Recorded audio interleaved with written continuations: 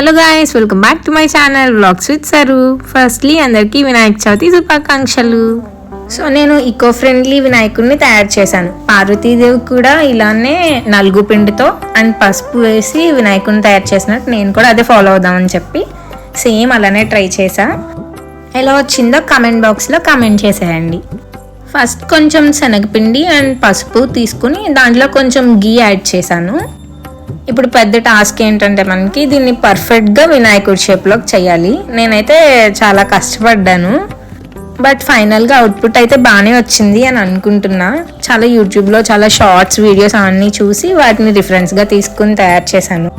First అసలు నేను మట్టితో వినాయకుడిని తయారు చేద్దాం అనుకున్నాను, బట్ మట్టి దొరకలేదు. దానికి బంకమట్టి ఉంటే బాగా వస్తుంది అని చెప్పి చూసాను కానీ దొరకలేదు. సో అందుకు ఫైనల్గా ఇంకా పార్వతీదేవి కూడా ఇలానే తయారు చేశారని స్టోరీలో ఉంటుంది కదా అని చెప్పి సేమ్ అలానే ట్రై చేశాను. అయితే ఈరోజు మన వ్లాగ్ ఏంటంటే కంప్లీట్గా నేను వినాయకుడిని తయారు చేయడం నుంచి పూజ అయ్యే వరకు మొత్తం నేను ఎలా చేసుకున్నాను, మా ఇంట్లో ఎలా చేసుకున్నాం అనేసి ఉంటుంది. స్కిప్ చేయకుండా తప్పకుండా చూడండి. అండ్ వినాయకుడిని తయారు చేయడం ఎలా అని చెప్పి నేను ఒక షార్ట్ కూడా చేశాను. ఎవరైనా ఇంకా చూడకపోయి ఉంటే ఈ వీడియో కంప్లీట్గా చూసినాక వెళ్ళి చూసేయండి. అండ్ వినాయకుడిని తయారు చేసేటప్పుడు దాంట్లో ఆయిల్ అయితే యూస్ చేయకూడదు. ఆయిల్ ఫుడ్ కూడా అసలు పెట్టకూడదు. ఆయిల్తో ఏది చేసినా కానీ అది ప్రసాదంగా కూడా పెట్టకూడదు. సో అందుకని చెప్పి దీంట్లో ఆయిల్ వాడకుండా గీ యూస్ చేశాను. ఆ గీ వల్ల ఏంటంటే కొంచెం ఇంకా సాఫ్ట్గా ఉండిద్ది, లేదంటే బ్రేక్ అయిపోద్ది ఒక 2 days కల్లా. గీతో చేయడం వల్ల మనకి మినిమం 3 days అయినా మంచిగా ఉంటుంది. అండ్ ఈ షేప్స్ తీసుకురావడం అనేది చాలా టఫెస్ట్ పార్ట్, బట్ వచ్చింది. అంటే నేనైతే ఇది ఫస్ట్ టైం చేస్తున్నాను కదా, సో నాకు కొంచెం కొత్తగా అనిపించింది. బట్ అలవాటు ఉన్న వాళ్ళకైతే వెంటనే చేసేస్తారు. నేను కొంచెం టైం తీసుకుని అయితే చేశాను, బట్ పర్ఫెక్ట్గానే వచ్చింది అని అనుకుంటున్నా. వినాయకుడు అసలు లక్కీయెస్ట్ గాడ్.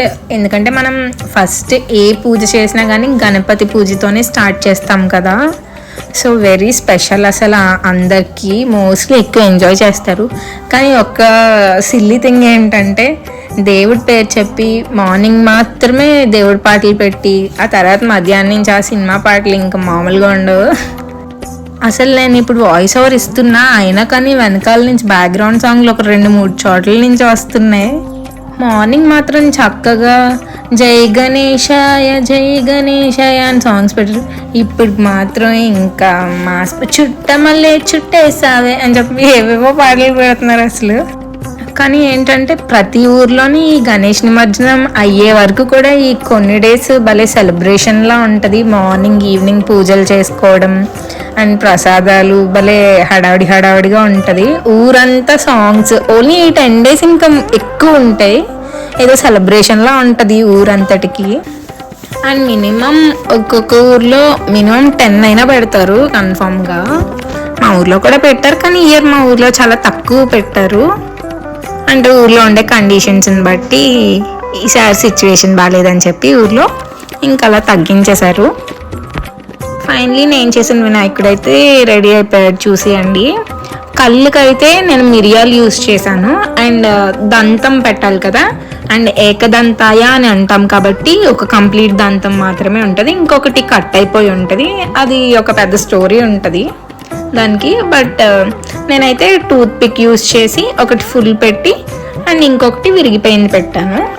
అండ్ మనకి ఎలుకను కూడా తయారు చేయాలి కదా. యాక్చువల్లీ ఎలుకను కూడా చేశాను, బట్ వీడియోలో పెట్టలేదు ఎందుకంటే నాకు కొంచెం కామెడీగా అనిపించింది, మంచి రాలేదు. సో అందుకని చెప్పి ఓన్లీ వినాయకుడిని మాత్రమే పెట్టాను. అండ్ బొట్టు పెట్టుకోవాలి కదా, ఆ బొట్టు కూడా కలర్ యూస్ చేయకూడదు అని చెప్పి కుంకుమ మాత్రమే యూస్ చేసి కుంకుమ మాత్రమే పెట్టాను. అండ్ వెనకాల కిరీటం కూడా ఉండాలి కదా, కిరీటం అనేది హైలైట్ అవ్వాలి కదా. సో అందుకని కిరీటంకి కూడా కుంకుమ బొట్టుతోనే హైలైట్ చేశాను. నాకైతే బాగానే వచ్చింది. ఫస్ట్ అటెంప్ట్ అయినా కదా పర్లేదు అని అనిపించింది. ఇదే మా వినాయకుడు. అండ్ నెక్స్ట్ అయితే నేను యాజ్ యూజువల్ ఏ పండుగ వచ్చినా కానీ ఫస్ట్ నేను స్టార్ట్ చేసేదే ఈ గడపలకి పసుపు రాసి కుంకుమ పెట్టడం. కన్ఫామ్గా ఈ డ్యూటీ అయితే నేనే చేస్తాను. మా మమ్మీకి మిగతా విషయాల్లో హెల్ప్ చేసినా చేయకపోయినా ఈ విషయంలో మాత్రం డెఫినెట్గా ప్రతి ఫెస్టివల్కి చేస్తాను. అండ్ లాస్ట్ టైం వ్లాగ్లో కూడా శ్రావణ శుక్రవారంకి పెట్టాను కదా, సేమ్ అలాగే దీంట్లో కూడా పసుపు రాసి కుంకుమ అన్నీ పెట్టాను. అండ్ మామిడాకులు కట్టడం ఇలా చిన్న చిన్న వర్క్స్ ఉంటాయి కదా, అవి మాత్రం నేను షేర్ చేసుకుంటాను. పర్లేదు, నేను మంచిదాన్ని, మరీ అంత చెడ్డదాన్ని ఏం కాదు, హెల్ప్ చేయకుండా అలా ఏం ఉండను. పని అయితే చేస్తాను, కానీ చాలా లేట్గా స్లోగా నీట్గా రావాలని చెప్పి చేస్తాను.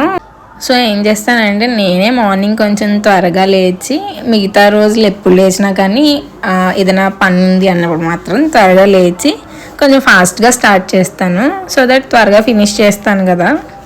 కానీ పూజలు అవి ఇవి అని అనుకుంటాం, కానీ ఎంత ఫాస్ట్గా చేద్దామని త్వరగా లేచినా అది మాత్రం ఆఫ్టర్నూన్కే అవుతుంది. మా ఇంట్లో అదేంటో నాకు తెలియదు, ఎంత ఫాస్ట్గా చేద్దామని చూసినా కానీ అంతే. మా మమ్మీ అయినా లేట్ చేసిద్ది, లేదా నేనైనా చేస్తాను. అండ్ మా మమ్మీ అయితే ప్రసాదాలు చేస్తారు కదా, ప్రసాదాలు కూడా ఆయిల్ యూస్ చేయకుండా చేశారు. ఒకవైపు పరమాన్నం చేస్తున్నారు, అండ్ ఇంకొక వైపు కుడుములు చేస్తారు కదా, కుడుములు చేస్తున్నారు.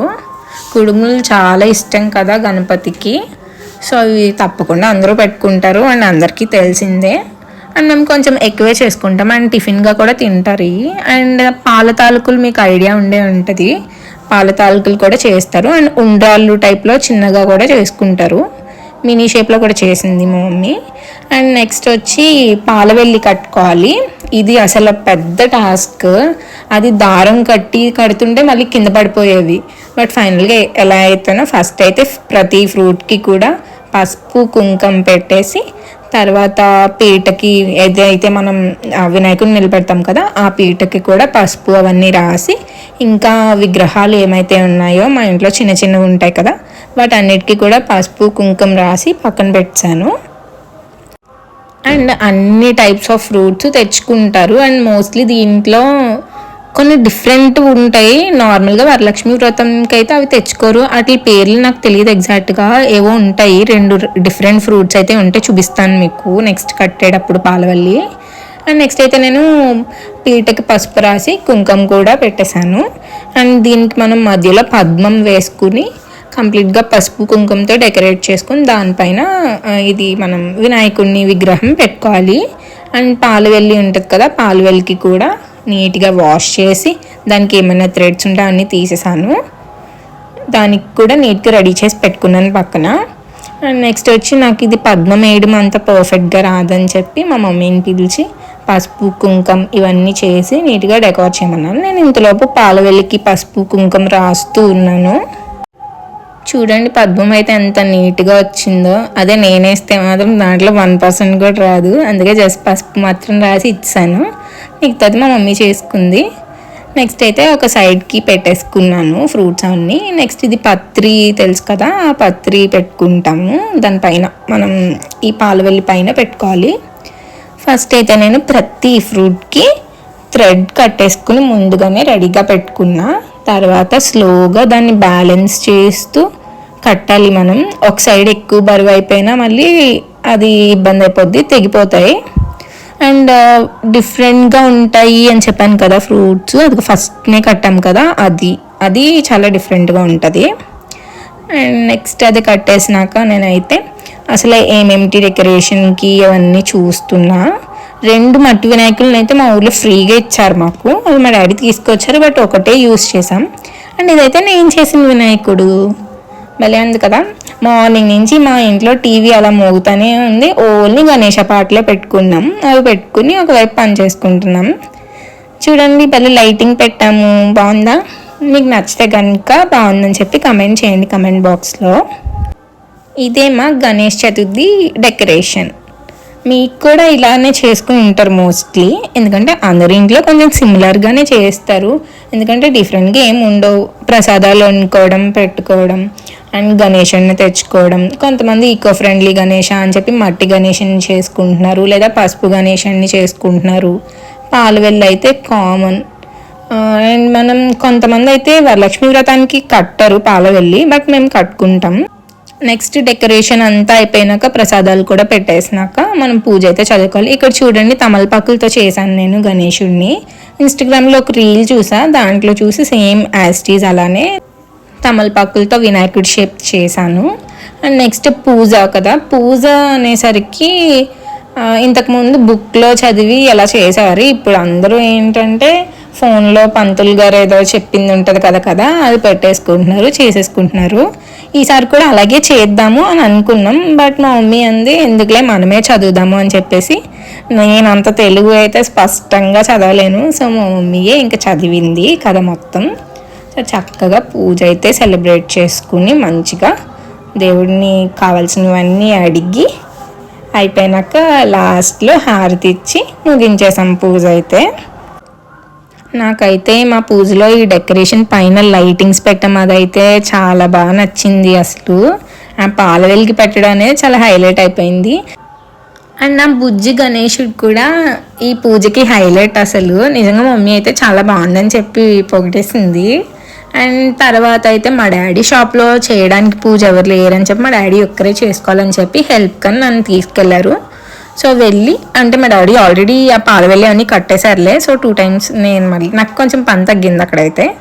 నెక్స్ట్ తర్వాత మళ్ళీ పూజ అక్కడ కూడా పెట్టి, అక్కడైతే నేను చదవలేను కదా, సో నాకు తెలుగు అంత స్పష్టంగా రాదు కదా. సో నేను ఎలా అయితేనో పూజని ఫోన్లోనే యూట్యూబ్లో మంచి పంతులు గారు చెప్పింది ఉంటే అది తీసి పెట్టేశాను. సో అలా చక్కగా ఇక్కడ పూజ కూడా షాప్లో పూజ కూడా కంప్లీట్ చేసేసుకున్నాం. మీరు చేసుకునే ప్రతి సబ్స్క్రిప్షన్ నాకు చాలా సపోర్ట్ని ఇస్తుంది. So please don't forget to like, share and subscribe.